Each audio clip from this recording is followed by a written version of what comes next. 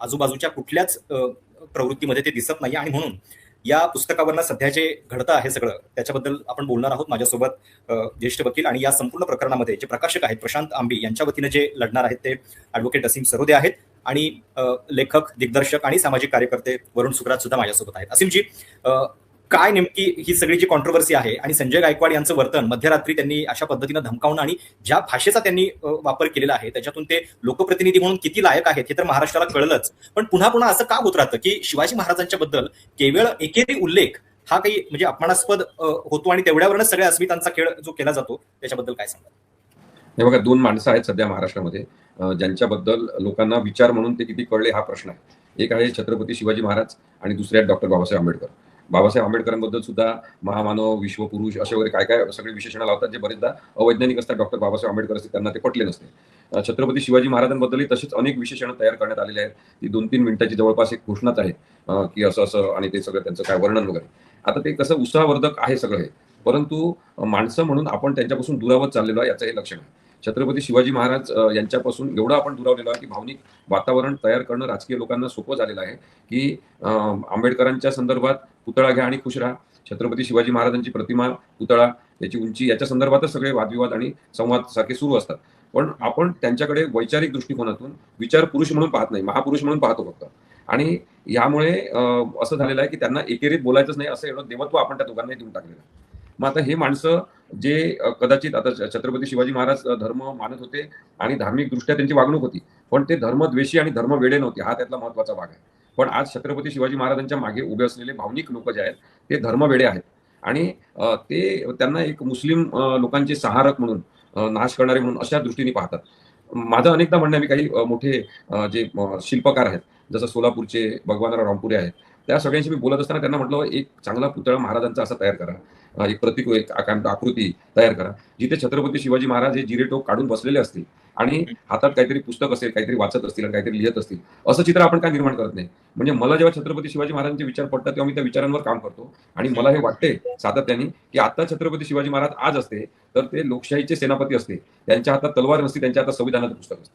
आता ही धारणा जी आहे ना ती गोविंद पानसरेंची होती की, आणि दुसरी त्यांची मांडणी अशी होती सातत्याने, त्यांनी शिवाजी कोण होता या टायटलवर त्यांनी भाष्य केलेलं आहे की आपल्या घरातला एक ज्येष्ठ माणूस, आपल्या घरातली आई, आपल्या घरातला भाऊ, माझा स्वतःची माझी बहीण, त्यांच्याशी मी जसा संवाद साधतो त्याच आपुलकीचं आणि जिव्हाळीचं स्थान हे छत्रपती शिवाजी महाराजांना महाराष्ट्रातल्या प्रत्येक कुटुंबात त्यांच्या मनात आहे.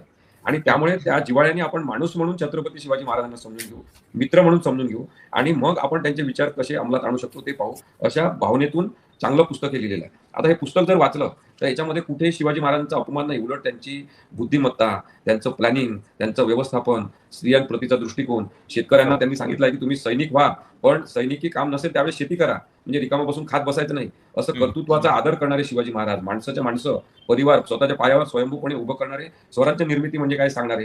आता हे विचारच कोणाला माहित नाही आणि त्यामुळे काय झालं, दिखाऊ स्वरूपात डॉल्बी लावा, गोंगाट करा, जयंत्या साजऱ्या करा. तर हे धोरण महाराजांचं विसरू नये म्हणून हे पुस्तक लिहिलेलं आहे. आणि मग या पुस्तकामागचा दृष्टिकोन न लक्षात घेता हे जे अर्वाच्य अश्लील बोलणारे हे जे गायकवाड आहेत आपले, ते आमदार म्हणण्याच्या लायकीचेच नाही. कारण की दुसरं मला सातत्याने सांगायचं आहे प्रशांत की जीभ हा यांचा आवडता अवयव आहे असं साधारणतः लक्षात आलेलं आहे आमदार संजय गायकवाड यांचं. मागे त्यांनी सांगितलं होतं की बाबा राहुल गांधींची जीभ कापून आणून द्या, 11 लाख रुपये घ्या. आता हे जे चांगलं बोलतात त्यांच्या जिभेबद्दल यांना एक आकर्षण आहे आणि दुसरं त्यांना स्वतःच्या जिभेवर ताबा नाही. त्यामुळे अभिव्यक्ती स्वातंत्र्याचा प्रचंड गैरवापर करणारा जो संवाद आपण ऐकला तो प्रशांत कांबी आणि त्यांच्यामधला, आणि त्याच्यामध्ये प्रशांत कांबीनी ज्या संयमित पद्धतीने उत्तर दिले, त्याच्याशी संवाद साधला, मला माहिती आहे का भरून आलं असं. पण मला स्वतःची कमतरता जाणवली की मी एवढ्या चांगल्या पद्धतीने एवढ्या शिवीगाळ करणार करू शकत नाही, बोलूच शकलो नसतो मी, आणि त्यामुळे ती कमतरता सुद्धा जाणवली या संवादातून. तर हे संजय गायकवाड यांनी वारंवार सिद्ध केलेलं आहे की ते आमदार म्हणून राहण्याच्या लायकीचे नाही. त्यांना राज्यपालांनी, मुख्यमंत्र्यांनी आणि एकनाथ शिंदेनी सुद्धा आमदार पदावरून राजीनामा देण्यासाठी सांगितलं पाहिजे. ठीक आहे, म्हणजे या सगळ्या संदर्भात आता कायदेशीर प्रश्न पण भरपूर आहेत. म्हणजे आमदार संजय गायकवाड यांच्या विरोधात एक FIR दाखल करण्याचा प्रयत्न जो आहे तो होते, पण त्याला देखील पोलीस दाद देताना दिसत नाहीत. म्हणजे महाराष्ट्रामध्ये आता कायद्याचं राज्य आहे की नाही, आणि एखादी अशी मागणी जर सगळे लोक करतायत त्याच्यानंतर सुद्धा FIR का नाकारली जाते हा याच्यातला प्रश्न आहेच. त्याच्याबद्दल पुन्हा आपण बोलूच, पण वरुणकडे जाऊयात. वरुण, मुळामध्ये हे 1988 साली आलेलं पुस्तक आहे. आता 36 वर्ष झालेली आहेत, अजूनही आपल्याला हे पुस्तक आणि छत्रपती शिवाजी महाराज का कळत नाहीयेत? म्हणजे केवळ या टायटलवरून शिवाजी कोण होता या एका टायटलवरून भावना दुखावण्यासारखं असं नेमकं काय आहे? आणि संजय गायकवाडांच्या या उदाहरणावरून नेमकं काय वाटलं? पहिली प्रतिक्रिया काय? मला असं वाटतं ना प्रशांत, की ह्या भावना ज्या दुखावल्या गेल्या त्या टायटलमुळे नाहीयेत. पानसरेंना गोळ्या घातल्यानंतरही इतक्या वर्षांनंतर कुठल्यातरी लग्नामध्ये त्यांचं पुस्तक आजही भेट दिलं जातं महाराष्ट्रामध्ये. ही गोष्ट ह्यांच्या पचनी पडत नाहीये.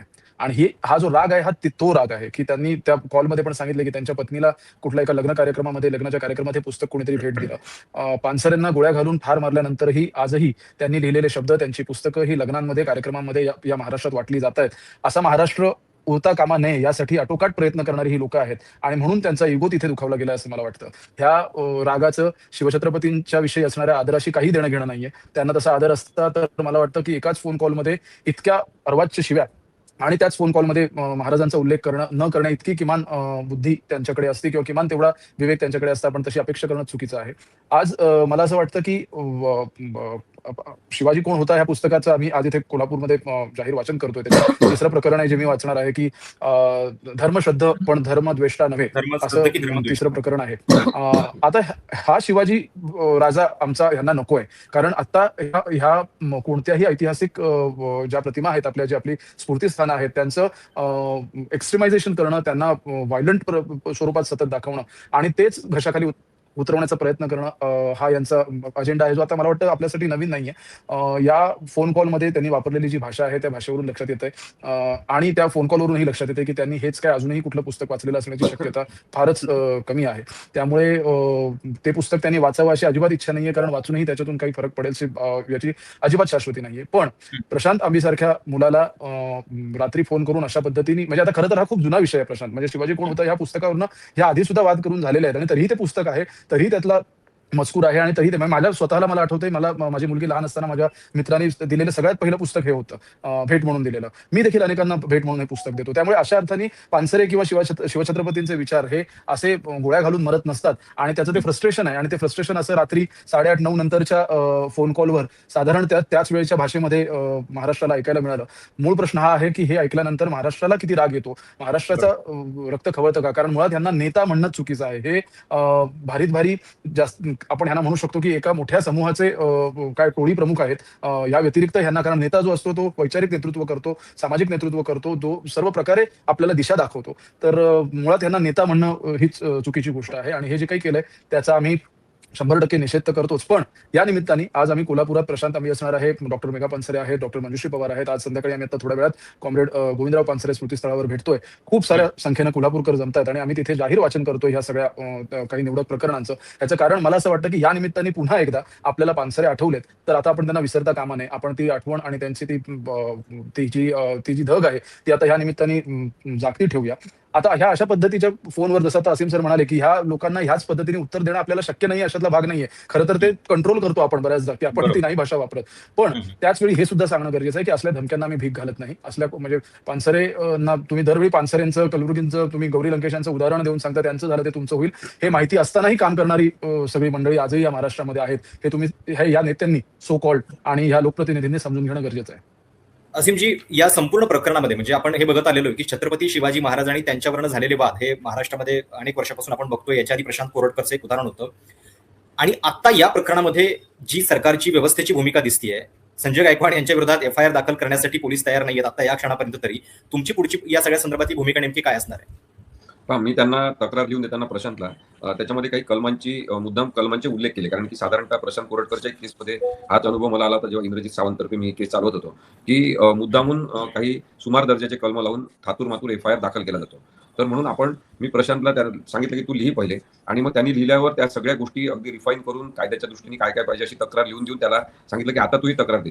आणि त्याच्यामुळे रात्री 12:51 फोन आला, कोणत्या नंबरवरून आला हे सगळं लिहायला त्याला सांगितलं. आणि ते लिहिल्यानंतर कलम त्याच्यामध्ये लिहिले मुद्दाम, की स्त्रियांना अर्वाच्य असलेली भाषेत शिवीगाळ केलेली आहे, धमकी दिलेली आहे, घरात घुसण्याची भाषा केलेली आहे, जीभ कापण्याची, जिवे मारण्याची भाषा केलेली आहे, आणि 100 जण घुसवतो, 100 जण घेऊन येतो वगैरे टाईपचे उल्लेख आहेत.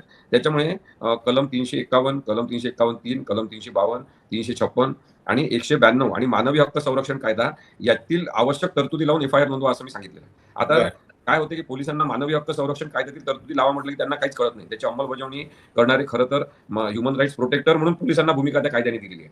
मग मला पोलिसांचा फोन आला. त्यांनी मला राजारामपुरी पोलीस स्टेशनने विचारलं, 192 हे कलम कशाचं आहे? तर मी त्यांना सांगितलं दंगल घडवून आणण्याबद्दलचं आहे. तर म्हणाले ते लावणं आवश्यक आहे का? म्हटलं ते लावणं आवश्यक आहे, कारण की या माणसाचा उद्देश कोल्हापुरात घुसणे, त्याच्या घरात घुसणे, काही ते गुंड लोक घेऊन जातील आणि दंगल घडवून आणतील अशी परिस्थिती आहे. नंतर प्रशांत काबीला सुद्धा आता इतर ठिकाणी जाणं अशक्य होईल अशा पद्धतीने त्याच्याबद्दलचा एक इमोशन ड्रिव्हन विद्वेष तयार करण्याची सुद्धा भूमिका यांनी पार पाडलेली आहे. त्यामुळे त्याचा सुद्धा मुक्तपणे संचार करण्याचं स्वातंत्र्य बाधित होऊ शकेल. ती सुद्धा दंगल सदृश्य परिस्थिती या माणसाने केलेली आहे आणि त्याच्या घरच्यांचं सुद्धा ह्युमन राईट्सचं व्हायलेशन आहे. त्यामुळे तुम्ही एक कलम लावा. तर त्यांनी सांगितलं की आमच्या विधी सल्लागारांशी बोलून मी याबद्दल आम्ही मग कलम वगैरे कोणतं लावायचं ते ठरवतो आणि तुम्हाला उद्या सांगतो असं त्यांनी सांगितलं. म्हणून मी आज फेसबुकवर लिहिलं की कोणी विधी सल्लागार कोणत्याही जिल्ह्याचे असतील तरी राज्याचे खरे विधी सल्लागार एकमेव आहे, मुख्य विधी सल्लागार, ते म्हणजे देवेंद्र फडणवीस आणि भारतीय जनता पक्ष. त्यांना विचारून ते करतील हे. पण आता याच्यात दुसरी गोष्ट काय, राजकीय दृष्टिकोनातून आपल्या सगळ्यांना माहिती आहे की याच्यामध्ये एकनाथ शिंदेच्या गटातला एक आमदार असल्यामुळे कदाचित FIR रजिस्टर होण्याची सुद्धा शक्यता आहे, कारण की एकनाथ शिंदेचं राजकीय महत्व कुठे कुठे शक्य आहे ते कमी करायचं आहे. हा देवेंद्र फडणवीसांचा अजेंडा आहे. या दृष्टीने मला वाटतं FIR रजिस्टर होईल नक्की, परंतु कोणते कलम लावतील हे आपल्याला बघायला पाहिजे. त्यांनी जर अपुरे कलम लावले तर परत नोटीस देऊन न्यायालयामध्ये जाता येईल, न्यायालयामध्ये प्रायव्हेट क्रिमिनल कंप्लेंट दाखल करता येईल आणि प्रशांत कांबी त्याची बायको यांच्याशी मी बोललो, त्याची आई सुद्धा ते अत्यंत स्ट्रॉंग आहेत परिवार म्हणून, वैचारिकदृष्ट्या अत्यंत मजबूतीने उभे आहेत आणि ते म्हणाले की काही झालं तरी आपल्याला पुढे हे प्रकरण न्यायचं आहे. मला असं वाटतंय एक वकील म्हणून अशा प्रकरणांमध्ये काम करण्याचा अनुभव असताना की या लोकांना, म्हणजे अनेकदा आता मला पण आज सकाळपासून फोन आले की जाऊ द्या, त्या याच्या मागे कशा लागतात, संजय जगतापच्या मूर्ख आहेत, पण मूर्ख म्हणून बावळट म्हणून कितीदा सोडायचं लोकांना. आणि त्यामुळे आता आम्ही हे ठरवलेलं आहे की या माणसाला कोर्टाच्या कटघऱ्यामध्ये उभं करायचंच, याला आपल्याला पोलीस स्टेशनच्या लॉकअपमध्येच बघायचं आहे. आणि एक उदाहरण हे घडलंच पाहिजे की कोणी केव्हाही आमच्या भावना दुखवल्या असं म्हणतील ते चालणार नाही. शिवाजी असं एकेरी म्हटलं तरी पण शिवाजी महाराजांचा अपमान होत नाही. शिवाजी महाराजांच्या यांना ज्या लोकांना राजकीय कारणासाठी, भावनिक आंदोलनांसाठी केवळ पाहिजे आहे, त्या लोकांच्या भावना दुखवतात. छत्रपती शिवाजी महाराज खूप वरच्या लेवलला पोहोचलेले आहेत, त्यांना काही प्रॉब्लेम नाही, त्यांचं नाव कधी कशामुळे कमी होत नाही. शिवाजी म्हटल्याने ते आपल्या घरातलेच व्यक्ती नेहमीसाठी राहतात. म्हणून हे सगळं मी काय सांगतोय की ही केवळ एक साधी फौजदारी क्रिमिनल कंप्लेंट नाही आहे, याच्या मागे राजकारण आहे, याच्या मागे समाजकारण आहे, याच्यामध्ये भावनांचा जो ऊत येत असतो ना, विनाकारण भावनांची उकळी फुटते आणि त्वचेच्या पण वरती एक भावनांचं आवरण भारतीय समाजामधल्या लोकांमध्ये तयार झालं की कोणी काही आपल्या मर्जी विरुद्ध बोललो की लगेच भावना दुखवतात. हे कुठेतरी थांबलं पाहिजे. उच्च न्यायालयात जावं लागलं तरी चालेल, पण एकदा हे स्पष्टीकरण आलं पाहिजे की छत्रपती शिवाजी महाराजांना शिवाजी म्हटलं, शिवाजी राजा म्हटलं, राजे म्हटलं केवळ, तरी त्यांचा अपमान होत नाही. हे एकदा आणून हा प्रश्न नेहमीसाठी सोक्षमोक्ष लावला पाहिजे असं माझं स्पष्ट मत आहे. नाही, आणि मुळात त्याच्यामध्ये होतं काय की अशा पद्धतीनं केवळ छत्रपती शिवाजी आणि महाराज असं म्हणून आपलं जणू सगळं त्यांच्या प्रती असलेलं कर्तव्य संपलं, मग नंतर आपण काहीही करायला मोकळे. म्हणजे आता सरकार म्हणून, एक लोकप्रतिनिधी म्हणून त्यांचं काय काम आहे की म्हणजे त्यांच्या कामातनं छत्रपती शिवाजी महाराजांचा आदर कसा होईल, जेव्हा ते जनतेशी तशा पद्धतीने व्यवहार करतील, शेतकऱ्यांचा विचार करतील, हे याच्याबद्दल त्यांना कोणी विचारतच नाहीये. काही दिवसांपूर्वी हेच महाशय किती वेगवेगळ्या कारणांमुळे, म्हणजे MLA कॅन्टीनच्या त्या हॉस्टेलमध्ये मारामारी करण्यासाठी त्या लुंगीवरती आलेले होते, तेव्हा टॉवेलवरती आले होते. आणि याच्या आधी सुद्धा बरेचसे बात त्यांच्या भोवती आहेत, तर त्याची परवा ते करताना दिसत नाहीत. हा याच्यातला विरोधाभास आहे. वरून माझा आवाज तुमच्यापर्यंत पोहोचतोय? एक अजून त्याच्यातला विरोधाभास असा होता की काल राष्ट्रीय पुस्तक दिवस पण होता आणि त्याच दिवशी नेमका हा वाद झालेला आहे. आणि मी इंट्रोडक्शन मध्ये पण म्हटलं की दाभोलकर असतील, पानसरे असतील, त्यांना आपण अजून अशा अर्थानं न्याय देऊ शकलेलो नाहीये. त्यांचे मारेकरी अजूनही मोकाट आहेत आणि पुन्हा त्यात अशा पद्धतीच्या प्रकरणामुळे त्यांच्या कामाचा पण आपण अपमान करतोय समाज आपला. त्यांच्या कामाचा अपमान खरं तर पदोपदी आपण करतोय. आपण खरं तर शिवाजी महाराजांच्या कामाचाही अपमान पदोपदी करतोय. सत्ताधारी म्हणून, राजकारणी म्हणून करतच आहेत, नागरिक म्हणूनही आपण करतोय. अन्याय सहन करणं हे सुद्धा तेवढंच वाईट आहे. हे ज्या राजांनी आपल्याला समजवलं, शिकवलं, त्या राजाच्याच राज्यातले आपण नागरिक वाटेल त्या पातळीवर वाटेल तसा अन्याय सहन करतोय, दिवस रात्र सहन करतोय आणि आपण त्याविषयी चकार शब्द बोलायला तयार नाही. त्यामुळे मला असं वाटतं की या सर्व विद्वानांचं, महापुरुषांचा अपमान दुर्दैवाने आज महाराष्ट्रात पदोपदी होतोय. मगाशी जसं असीम सर पण म्हणाले की केवळ डॉल्बी आणि लाईट लावून नाचण्यानी हे सगळं जिवंत राहील असं जर वाटत असेल तर ते कुणाला नक्की तसं जिवंत ठेवायचंय हा विचार आपल्याला केला पाहिजे. दाभोळकरांच्या बाबतीत सुद्धा म्हणजे आजही तुम्ही सोशल मीडियावर कुठेही बघा, सतत कोणत्याही रिमोर्स शिवाय, मला वाटतं आज सुद्धा त्या आमदार महोदयांनी मी बोललोय त्याच्यात काही चुकीचं नाहीये, त्यांनीच मला उकसवले, आजही स्टेटमेंट पुन्हा दिलेलं आहे. म्हणजे या गोष्टीचं आपल्याला दुःखही वाटत नाही आणि त्यांना ते दुःख वाटत नाही याचं महाराष्ट्राच्या जनतेला काहीही फरक पडणार नाही ह्याचा कॉन्फिडन्स त्यांना जर असेल तर ते जास्त वाईट आहे असं मला वाटतं प्रशांत. आणि महाराष्ट्रामध्ये ह्या विषयावर उठता खरं तर बसता ज्या छत्रपती पद्धतीच्या शिवाजी म्हणजे महाराजांच्या तुम्हाला नावानं पानसरेंच्या राजकारण तर विचारात अनेक वर्ष होत आलेलं अडचण आहे. असेल, दाभोळकरांच्या असेल, पण काही असेल, शिवाजी पण महाराज आपल्या आपल्या कळले राज्याचा एक किती लोकप्रतिनिधी याच्याबद्दल मात्र प्रश्न एका आहे. पुस्तक कारण प्रकाशकाला जे पुस्तक दिनाच्या latest दिवशी ह्या controversy भाषेत आपण बोलतो, बघतोय ह्या बुलढाण्यामध्ये, बेसिक गोष्टीचा जर आपल्याला एकनाथ राग येत शिंदे नसेल यांचे नागरिक म्हणून या आमदार महाराष्ट्र राज्याचे, संजय तर मला असं गायकवाड वाटतं की यांनी आपली ज्या लायकी नाही, आपण पद्धतीनं सुद्धा या शिवाजी महापुरुषांची कोण नावं होता आपल्या या तोंडून घ्यावीत पुस्तकाच्या खरं तर. प्रकाशकांना धमकी सॉरी, हे दिलेली आहे थोडंसं आणि त्या अग्रेसिव्ह वाटेल, पण केवळ फोन कॉल त्या ज्यांनी कोणी ऐकलाय, प्रकाशकांचाच ती नव्हे भाषा तर ज्यांनी कोणी छत्रपती ऐकलेली शिवाजी आहे, मला असं महाराजांचा वाटतं की हा जर आणि फोन गोविंद कॉल पानसरे, अशा पद्धतीने कॉम्रेड बरं गोविंद पानसरे यानंतर यांचा सर्वात सुद्धा दुर्दैवाची अपमान गोष्ट अशी की या आमदार यानंतर महोदयांनी केलेला आहे. किती साहित्यिक आणि खरं तर किती 2च प्रकाशक आणि किती लेखक महिन्यांपूर्वी याविषयी ज्यावेळी बोलले खराची घटना घडली कालपासून, त्यावेळी हा पुन्हा एक आपण प्रश्न आहे. दाभोलकरांना कारण किती शेवटी न्याय तो दिलेला आहे प्रकाशक आहे. महाराष्ट्रानं हे किती जाणवत जण त्यांच्या होतं. बाजूने आणि बोललेली आहेत, पुन्हा एकदा प्रशांतच्या बाजूने किती जणांनी आतापर्यंत दाभोलकर stand असतील, घेतलेला पानसरे आहे, असतील, हे यांच्या सुद्धा आपल्याला बघायला पाहिजे. आणि जर तो संपूर्ण घेतला जात तपास आहे असेल तो तर ज्या मला वाटतं हा तो महाराष्ट्र प्रभावी नाही, ज्या पद्धतीने व्हायला महाराष्ट्रासाठी पाहिजे होता सर्व मंडळींना तो आपलं होत नाहीये, आयुष्य ती एक वेगळीच खंत. पण या लोकांनी जे काम करून ठेवलेलं आहे किंवा या कामाचा फायदा जे आहे ते लोक माझा म्हणणं झालं की आपल्या राजकीय नेत्यांना त्यामुळे आपल्या आजूबाजूच्या मला असं वाटतं की या सगळ्यामध्ये प्रवृत्तीमध्ये ते दिसत समाजाला सुद्धा आपली ताकद जी आहे सातत्यानं दाखवत राहिली पाहिजे. घडतं आहे म्हणजे ज्यावेळी आपण हे बोलतोय त्यावेळी मुंबईतल्या सुद्धा मोर्चाचं एक उदाहरण आपल्या समोर आहे आणि ज्या महिलेनं आवाज उठवला एक प्रश्न विचारला तिच्याच विरोधात आता तक्रार केली जाते. म्हणजे या सगळ्यामध्ये आज एक पॅटर्न दिसतोय की समाजाच्या गप्पा आणि सामाजिक कार्य वरुण सुकरात सुद्धा माझ्यासोबत सातत्याने तो विरोधाभास काय नेमकी ही सगळी जी कॉन्ट्रोवर्सी आहे आणि संजय गायकवाड यांचं वर्तन मध्यरात्री त्यांनी अशा पद्धतीने धमकावून आणि ज्या भाषेचा त्यांनी वापर केलेला आहे त्याच्यामध्ये ते लोकप्रतिनिधी म्हणून किती लायक आहेत हे तर महाराष्ट्राला कळलंच. पण पुन्हा पुन्हा असं का होत राहतं की शिवाजी महाराजांच्या बद्दल केवळ एकेपी उल्लेख हा काही म्हणजे अपमानास्पद होतो आणि तेवढ्यावरच सगळ्या अस्मितांचा खेळ केला जातो. तर त्या गैरव्यवहार 2 माणसं आहेत सध्या महाराष्ट्रामध्ये ज्यांच्याबद्दल लोकांना विचार म्हणून ते किती पुढे हा प्रश्न म्हणजे प्रत्येक ठिकाणी आता शिवाजी महाराज आणि हे संजय जगताप यांचे आमदार आहेत, बाबासाहेब आंबेडकर सुद्धा संजय गायकवाड हे प्रत्येक ठिकाणी होत आहे. जसं गेरेवाल मॅडम वैज्ञानिक डॉक्टर बाबासाहेब आंबेडकर पुढे आले पटले नसते तर छत्रपती शिवाजी महाराजांबद्दल तसेच अनेक जात आणि आपले तोट अशी यांची परिस्थिती 2-3 मिनिटांची जवळपास एक घोषणा आरक्षणाच्या बद्दल असं असं आणि ते सगळ्यांचं भाषण उपलब्ध आहे.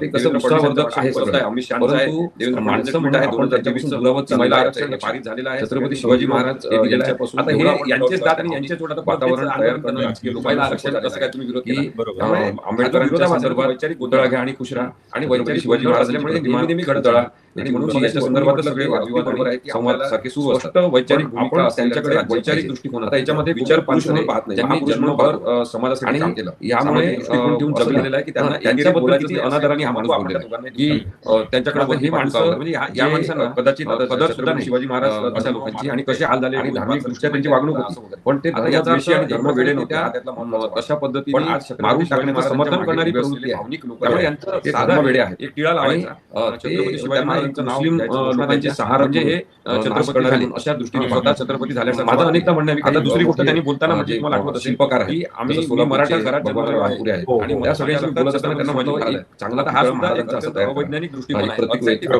आहे. मराठा समाजात जन्म झाला महाराज म्हणजे छत्रपती शिवाजी महाराज आणि काही हातात काहीतरी पुस्तक असेल वाचत असतील आणि दलित समाजामध्ये जसं चित्र आपण काय निर्माण SC/ST असेल म्हणजे मला जेव्हा छत्रपती कळले आहे आमच्या विचारांवर काम करतो आणि मला हे वाटते भूमिका त्यांनी छत्रपती शिवाजी महाराज आज असते तर ते लोकशाहीचे सेनापती असते त्यांच्या हातात तलवार असते त्यांच्या डोक्यात आहे लोकशाहीसाठी.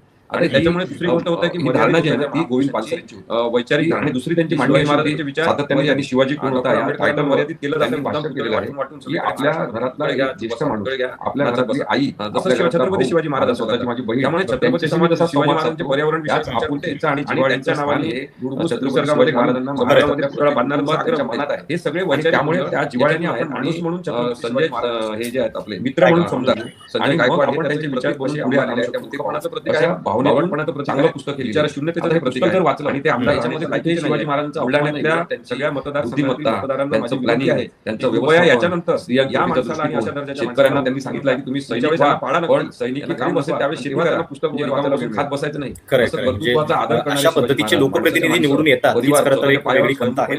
चर्चेच्या शेवटी म्हणजे हे अशा पद्धतीचं टायटल देणं याच्या पाठीमागं कॉम्रेड गोविंद पानसरेंची सुद्धा एक काहीतरी भूमिका असेल आणि ती भूमिका आपल्याला 3 दशकानंतर सुद्धा जर महाराष्ट्राला समजावून द्यावी लागत असेल त्याच्यावर वाद होत असतील तर त्याला काय म्हणायचं लक्षात घेता हे जे दुर्दैव म्हणायचं आणि सक्सेसफुल स्ट्रॅटेजी ज्यांना हे असं अनुभव मला म्हणजे कोइन्सिडेंटली ज्या वर्षी हे पुस्तक आलं त्या वर्षी माझा जन्म झाला 1988 साली. आज माझ्या वया एवढंच हे पुस्तकाचं वय आहे. मी लहानपणी इथे होतो तिथून आतापर्यंत माझा वैचारिक प्रवास जो काही झालाय तसा उर्वरित आपल्या समाजाचा होणं अपेक्षित होतं अशा सर्व पुस्तकांमधून इतक्या वर्षांनंतर.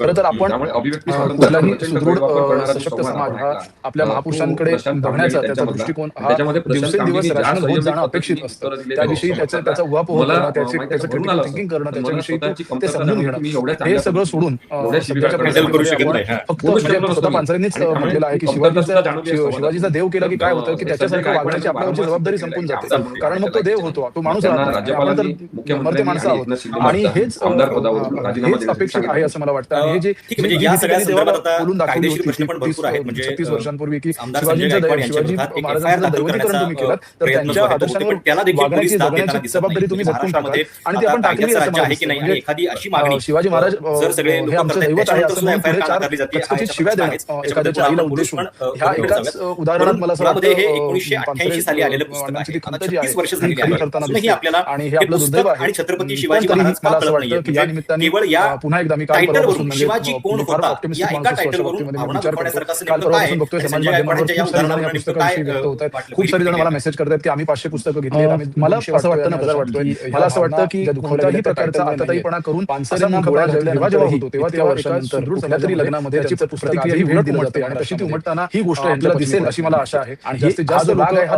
तो राग पुस्तक वाचतील त्यांनी त्या बॉलमध्ये पण सांगितलं महाराज समजून घ्यावेत पानसरे अण्णांचा महाराजांविषयीचा दृष्टिकोन समजून घ्यावा. आणि आपण पानसरेंना काय गुणांग तिथे बसवलेले आहेत आजही मंडळामध्ये त्यांनी लिहिलेले आपल्याला पुस्तकं दाखवणारी ही घटना आहे त्या महाराष्ट्रात तशी आपल्याला दिसावी असा महाराष्ट्र होता कामा नये यासाठी आता सुद्धा कोल्हापूरमध्ये ही लोक आहेत खूप जण म्हणून त्यांचा इगो तिथे मला फोन येतात की आम्ही तिथे पोहोचतोय शिवछत्रपती खूप आशादायी चित्र आहे. मी काल लिहिलं काही देणं नाही इतके दिवस त्यांना साधायला टाळं लावलेलं होतं. मला वाटतं की एकाच फोन कॉलमध्ये इतक्या अर्वाच्य शिव्या आणि त्याच फोन कॉलमध्ये महाराजांचा उल्लेख करणं आजच्या निमित्ताने किमान आम्ही ते स्मारक पुन्हा त्यांच्याकडे असते किंवा किमान तेवढा आणि आज महानगरपालिकेने सकाळी ते साफसफाई केली आणि आज मला असं वाटतं की आणि ज्या विषयी मी प्लॅन करतो दर महिन्यात एकदा तिथे आधी ते भेटावं मुलांनी चर्चा करावी. पुस्तकांवर तिसरं प्रकरण आहे जे मी वाचणार आहे की तर तीच खरी धर्मश्रद्धा पण धर्मभ्रष्ट नव्हे असं तिसरं प्रकरण आहे. तेच म्हणजे की या निमित्तानं संजय गायकवाडांचे फक्त एका गोष्टीबद्दल आभार मानले पाहिजे की या पुस्तकाबद्दलची अधिक साधक बाधक चर्चा जी आहे संपूर्ण महाराष्ट्रामध्ये होत राहील आणि लाखो प्रती आजवर वाचल्या गेलेल्या आहेत. त्याचा आकडा कोट्यवधीपर्यंत पोहोचतो आणि हे पुस्तक अधिकाधिक महाराष्ट्राला कळो हीच आपण आशा व्यक्त करू शकतो. आणि तेच धन्यवाद तुम्हा दोघांची या संपूर्ण चर्चेबद्दल. काही तांत्रिक अडचणीमुळे तुम्ही कोल्हापूरमध्ये वरून आहे असीम सर पुण्यामध्ये आहेत फोन पण कॉलमध्ये जर काही तांत्रिक अडचणीमुळे तुम्हाला हा व्हिडिओ ऐकायला थोडासा त्रास होत असेल आणि त्या फोन कॉलवरून लक्षात पण येतं की मुद्दा महत्त्वाचा आहे त्यामुळे तो नक्की समजून घ्या आणि तुमच्या काही प्रतिक्रिया असतील तर त्या देखील नक्की कळवा. चॅनल सबस्क्राईब करायला विसरू ते नका. पुस्तक त्यांनी वाचावं अशी अजिबात इच्छा नाहीये कारण अजिबात शाश्वती काही फरक पडेल. प्रशांत आंबी सारख्या मुलाला रात्री फोन करून अशा पद्धतीने म्हणजे आता खरं तर हा खूप जुना विषय आहे प्रशांत म्हणजे शिवाजी कोण होता या पुस्तकावरनं या आधी सुद्धा वाद करून झालेले आहेत आणि तरीही ते पुस्तक आहे तरीही त्यातला मजकूर आहे आणि तरी ते माझ्या स्वतःला मला आठवतंय मला माझी मुलगी लहान असताना माझ्या मित्रांनी दिलेलं सगळ्यात पहिलं पुस्तक हे होतं भेट म्हणून दिलेलं. मी देखील अनेकांना भेट म्हणून हे पुस्तक देतो. त्यामुळे अशा अर्थाने पानसरे किंवा शिवछत्रपतींचे विचार हे असे गोळ्या घालून मरत नसतात आणि त्याचं ते फ्रस्ट्रेशन आहे आणि ते फ्रस्ट्रेशन असं रात्री 8:30-9 नंतरच्या फोन कॉलवर साधारण त्याच वेळेच्या भाषेमध्ये महाराष्ट्राला ऐकायला मिळालं. मूळ प्रश्न हा आहे की हे ऐकल्यानंतर महाराष्ट्राला किती राग येतो महाराष्ट्राचा रक्त खवळतं का कारण मुळात यांना नेता म्हणणं चुकीचं आहे. हे भारीत भारी जास्त आपण ह्यांना म्हणू शकतो की एका मोठ्या समूहाचे काय टोळी प्रमुख आहेत.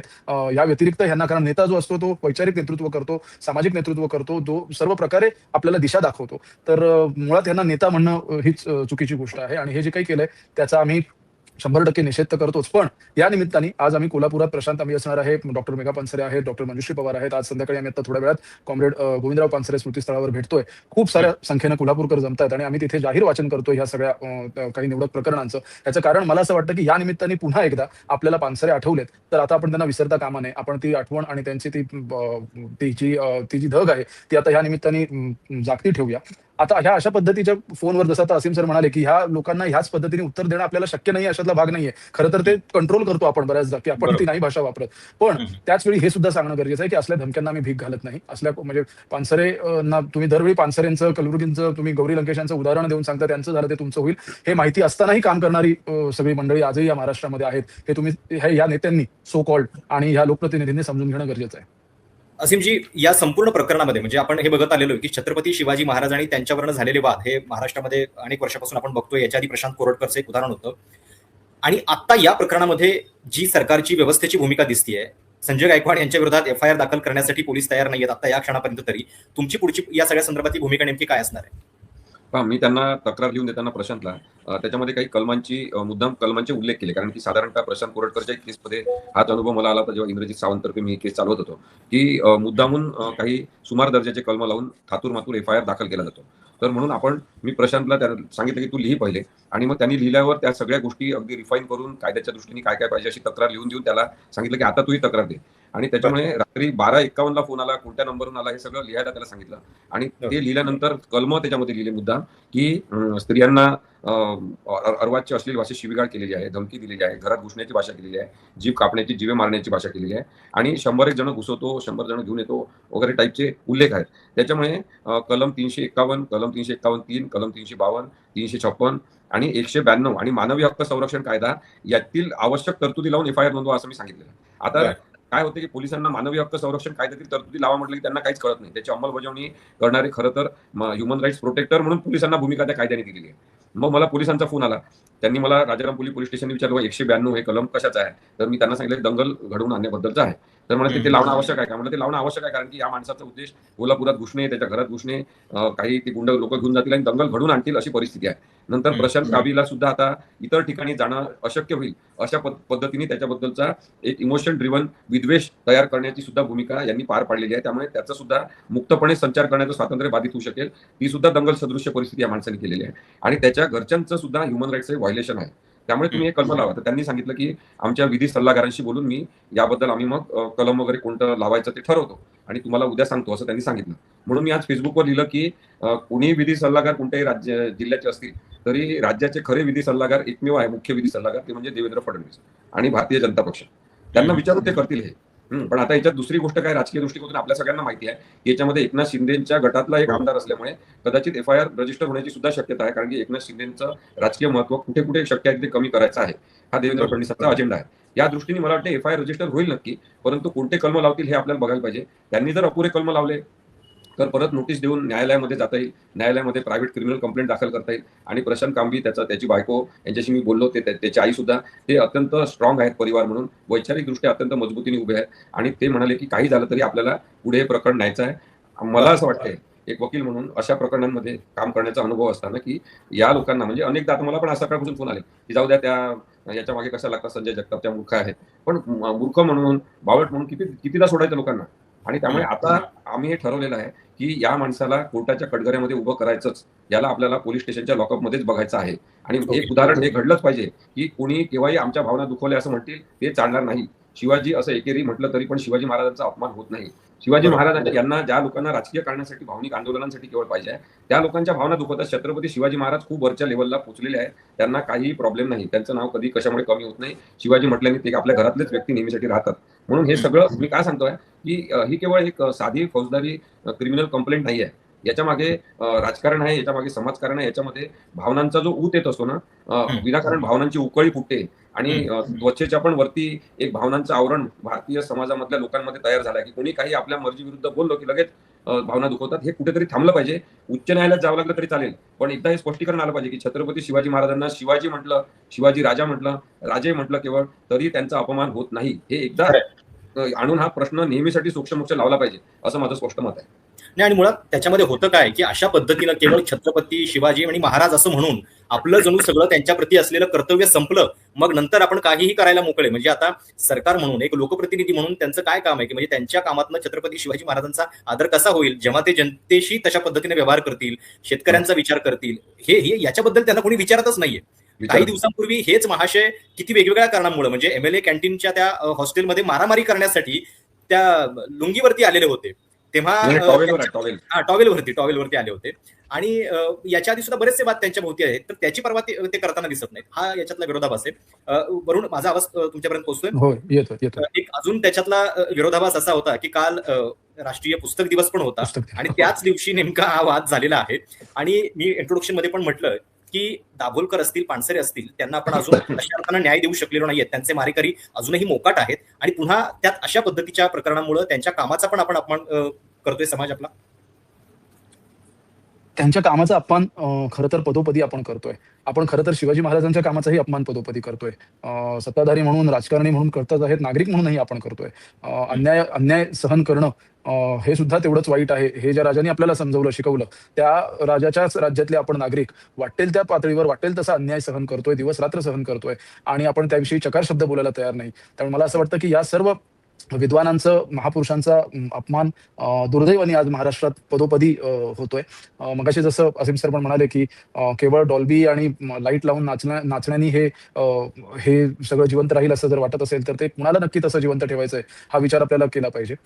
दाभोळकरांच्या बाबतीत सुद्धा म्हणजे आजही तुम्ही सोशल मीडियावर कुठेही बघा, सतत कोणत्याही रिमोट्स शिवाय मला वाटतं आज सुद्धा त्या आमदार महोदयांनी मी बोललोय त्याच्यात काही चुकीचं नाहीये, त्यांनीच मला उकसवले, आजही स्टेटमेंट पुन्हा दिलेलं आहे. म्हणजे या गोष्टीचं आपल्याला दुःखही वाटत नाही आणि त्यांना ते दुःख वाटत नाही याचं महाराष्ट्राच्या जनतेला काहीही फरक पडणार नाही ह्याचा कॉन्फिडन्स त्यांना जर असेल तर ते जास्त वाईट आहे असं मला वाटतं प्रशांत. आणि ह्या विषयावर खरं तर ज्या पद्धतीच्या म्हणजे तुम्हाला पानसरेंच्या विचारधारेशी अडचण असेल, दाभोळकरांच्या असेल, काही असेल, पण आपल्या राज्याचा एक लोकप्रतिनिधी एका पुस्तक प्रकाशकाला पुस्तक दिनाच्या दिवशी ह्या भाषेत बोलतो, ह्या बेसिक गोष्टीचा जर आपल्याला राग येत नसेल नागरिक म्हणून या महाराष्ट्र राज्याचे, तर मला असं वाटतं की आपली लायकी नाहीये, आपण सुद्धा या महापुरुषांची नावं आपल्या तोंडून घ्यावीत खरं तर. सॉरी हे थोडंसं अग्रेसिव्ह वाटेल, पण तो फोन कॉल ज्यांनी कोणी ऐकलाय, ती भाषा ज्यांनी कोणी ऐकलेली आहे, मला असं वाटतं की हा जर फोन कॉल अशा पद्धतीने बरं यानंतर सर्वात दुर्दैवाची गोष्ट अशी की यानंतर किती साहित्यिक आणि किती प्रकाशक आणि किती लेखक याविषयी बोललेत कालपासून, हा पुन्हा एक प्रश्न आहे. कारण शेवटी तो प्रकाशक आहे. बरोबर. किती जण त्यांच्या बाजूने बोललेली आहेत, प्रशांतच्या बाजूने किती जणांनी आतापर्यंत स्टँड घेतलेला आहे, हे सुद्धा आपल्याला बघायला पाहिजे. आणि जर तो घेतला जात नसेल, तर मला वाटतं हा तो महाराष्ट्र नाहीये ज्या महाराष्ट्रासाठी या सर्व मंडळींनी आपलं आयुष्य वेचलंय. बरोबर. आणि हे म्हणजे अशा पद्धतीनं लोक गप्प असणे गेला परत आवाज याचा सुद्धा प्रशांत. फायदा जे आहे ते लोक जे आहे माझं ते बोलणं वारंवार झालं की घेतात. आणि त्यामुळं मला असं वाटतं की या सगळ्यामध्ये समाजाला सुद्धा आपली ताकद जी आहे ती सातत्यानं दाखवत राहिली पाहिजे.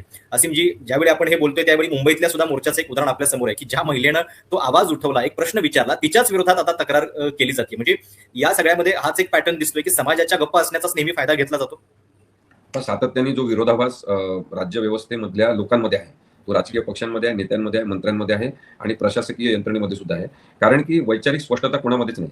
म्हणजे आपण हे बघू शकतो की आता जे काही कळलेलं आहे, मला माहिती नाही नक्की, पण त्या ज्या गरेवाल मॅडम आहेत, ज्या इंग्लिशमध्ये त्यांनी छापलं गिरीश महाजनांना, आणि इंग्लिशमध्ये छापल्यामुळे ते काहीच उत्तर न देता निघून पण गेले.